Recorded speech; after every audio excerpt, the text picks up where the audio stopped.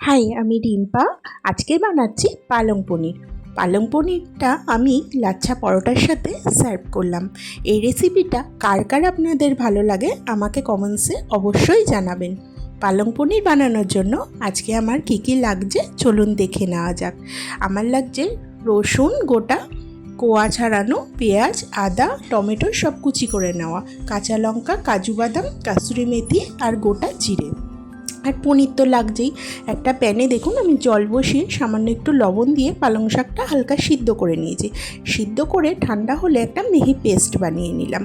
তারপর কড়াইতে 1 চামচ তেল দিয়ে একটু বাটার দিয়ে তার মধ্যে গোটা জিরেটা ফোড়ন দিলাম। আর বাকি যা ছিল সব কিছুই দিয়ে দিলাম। দিয়ে ভালো করে হালকা হাতে নাড়াচাড়া করতে হবে।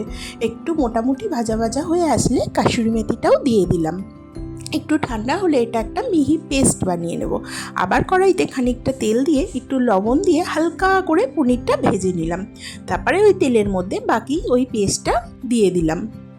পেস্টটা দিয়ে ভালো করে নাড়াচাড়া করতে হবে। এই সময় একটু কাশ্মীরি লঙ্কার গুঁড়ো দিয়ে দিলাম, এতে কালারটা খুব ভালো আসে। আর যেহেতু পেস্টের মধ্যে কাজু বাদাম রয়েছে কড়াইতে লেগে যায়, তাই জন্য অল্প অল্প করে জল দিয়ে পেস্টটাকে ভালো করে কষিয়ে নিতে হবে মশলাটাকে।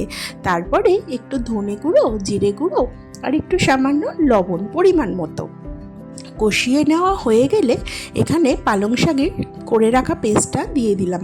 এটাও ভালো করে কষিয়ে নিয়ে গরম জল দিতে হবে গ্রেভির জন্য।